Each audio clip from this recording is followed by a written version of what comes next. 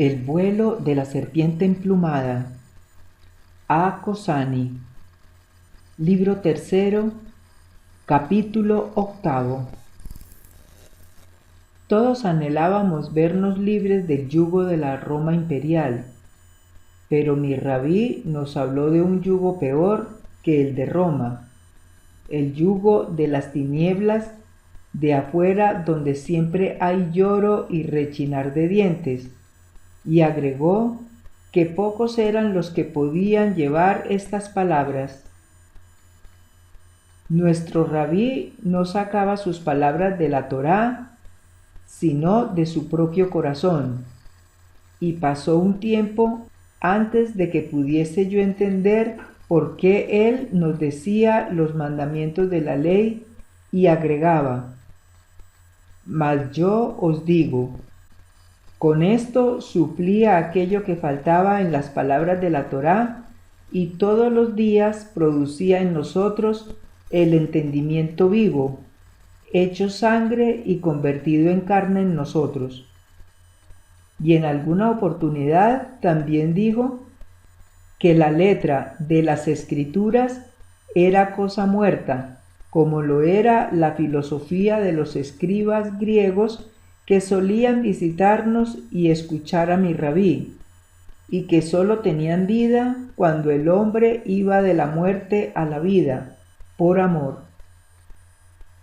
Los doctores de la ley y los escribas lo ajustaban todo a la Torá, y he aquí que sus corazones estaban secos y apergaminados como el papel en que estaban impresas sus escrituras. Y por este motivo llegó el día en que muchos de ellos comenzaron a murmurar diciendo que mi rabí andaba por caminos de pecado. Y aún el corazón de los 12 que le seguíamos se turbó más de una vez. Mi rabí nos decía también del gradual ir de vigilia en vigilia, siempre orando en el secreto de un corazón ardiente, porque este gradual despertar predecía a la muerte de lo efímero, sin lo cual no hay vida eterna posible. Nos decía que sin esta muerte no hay ni amor ni regeneración, y hablaba también de aquello que había dicho Moisés a nuestros padres, aquello de que nos era inaccesible porque es el reino de Dios, y que estaba a flor de piel, a la vez que dentro de la piel, aún en lo más oculto de los huesos y en todas nuestras entrañas, pero principalmente en nuestro corazón y en nuestra boca. Y en verdad, tan cerca está de nosotros que quizás por eso mismo no lo podamos advertir. Pero yo lo encontré y supe qué era.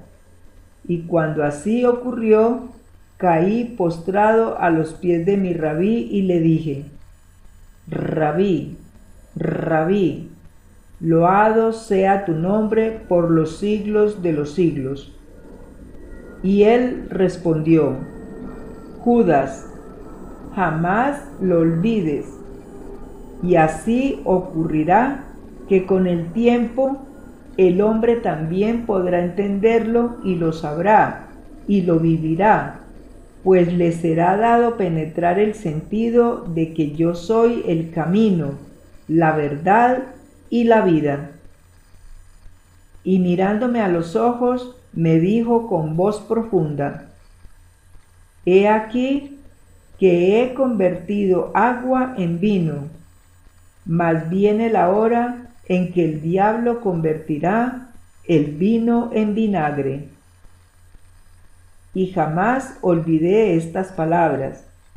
Por eso es que ahora puedo escribirlas en tu corazón con letras de fuego, para que a ti te sea dado saber y conocer cómo Dios está en el cielo, en la tierra y en todo lugar, y cómo el hombre puede estar en Dios de corazón. y aquello que era lo más íntimo de mí mismo, y más real aún que mi propio nombre, no solo era mi cuerpo, lo era y no lo era. Mi cuerpo no era sino la muerte en la que el amor lo despertaba a la vida, y de mi propio cuerpo debía partir en el camino de regreso. Y así también las piedras en el desierto, como todo en el universo, estaban impregnadas de Dios por el Verbo, mas para el hombre no todo era Dios, aun cuando Dios lo es todo. De modo que cuando nuestro Rabí nos dijo que si nuestro amor por Dios nos traía padecimientos y lágrimas en la tierra, señal era que lo opuesto, el cielo, se encontraba muy cerca ya de nosotros, y que eso sería nuestra consolación, pues todo aquel que llora siempre tiene consuelo, según sea lo que motiva sus lágrimas. Y así pudimos entender la parábola del Hijo Pródigo, pues todos nosotros comenzamos a hacerlo. También desde ese día comprendí y veneré a María, la ramera de Magdala, y al publicano Leví, pues evidente era que en ellos también la muerte despertaba a la vida por amor, así como a Juan su amor por mi Rabí le había librado de caminar por nuestro valle de lágrimas. Y en nuestros corazones hubo gran regocijo. Pero en el fondo de mi pecho continuaba ardiendo una secreta inquietud, y grande era mi anhelo de darle de lo mío a mi Rabí Nicodemo y a los demás ancianos del Sanedrín. Así también pude comprender que las medidas de una vigilia no pueden ser las mismas que las de otra, porque en la vigilia el ser verdadero crece y se transforma hasta que el placer y el dolor dejan de tener realidad y se convierten únicamente en agudas formas de una misma sustancia. Y en el hombre hay 6 modos de vigilia, 6 maneras de obrar. Unas son obras del Padre, otras son obras del Hijo, otras del Espíritu Santo, y también las hay de Satanás, y en todas ellas se encuentra la vida, el amor y la muerte. Y supe que quien despierta en el camino de la regeneración va de una a otra vigilia, y así comprende que de nada le vale al hombre ganar la tierra si con ello va a perder su alma, y que Dios Padre Todopoderoso, Creador del cielo y de la tierra, para ellos dio potestad a la comunión de los santos por su Espíritu Santo, para el perdón y la remisión de los pecados, y para que los pecadores lleven también en sí la vida eterna en la eterna vigilia. Amén. Y así como el alma se va forjando poco a poco de una vigilia en otra, así también las fuerzas que la integran se van perdiendo poco a poco para aquel que olvida el Espíritu Santo. Nada se gana de una sola vez, nada se pierde de una sola vez. Todo depende de cómo el hombre anda en la infinita ronda en la que Dios existe, yendo de la vida por amor a la muerte, y como el hombre sabe de su existencia, yendo de la muerte por amor a la vida. Por eso es que mi Rabí hablaba en términos de comercio y decía ganar y perder, porque para todo hay que pagar un precio, y cuando se le paga se sabe qué es aquello que es lo infinito, que anda y anda en la eternidad. También decía que únicamente pueden sanar quienes se saben enfermos. Y cuando las multitudes de mendigos, enfermos y pobres le asediaban, él solía decir: mirad esta generación, y en ella ved cómo se ha esclavizado su propia ceguera. Ama su dolor y ama sus males.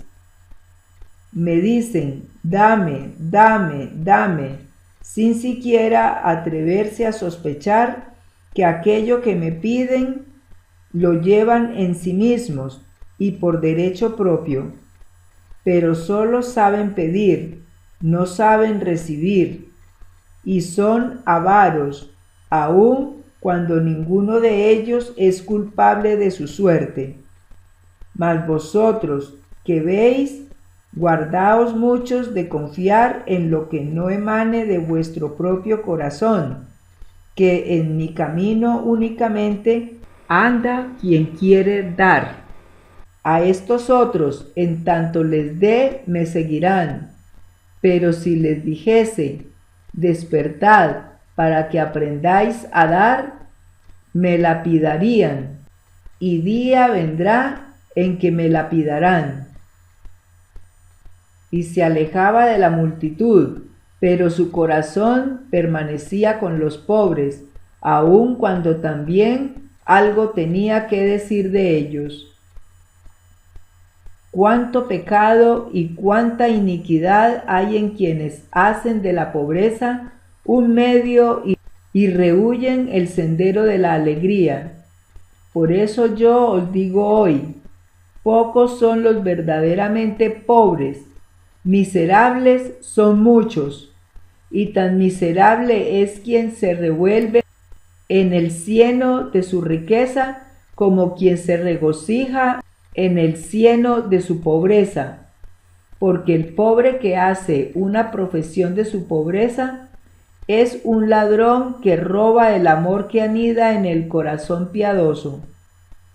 Un verdadero pobre es grato al corazón de Dios y se hará rico, pues se habrá librado hasta del deseo de pobreza. Y habrá muchos ricos a quienes les serán abiertas las puertas del cielo, porque no se revuelcan en su cieno, y habrá muchos pobres que serán arrojados al infierno, ahí donde hay lloro y rechinar de dientes. Estas extrañas palabras sacudieron nuestro corazón, pero nuestro rabí nos dijo aún más: lo que el hombre tiene no es del hombre, sino de Dios, y la gracia de Dios llega a los hombres por la comunión de los santos. Las 7 potestades, que son la diestra del Padre, y una de ellas esclaviza al hombre, alejándolo de su vigilia íntima, y es la tentación, cuyo origen siempre es el olvido de lo santo y sagrado. Por eso muchos son los llamados, pocos los elegidos.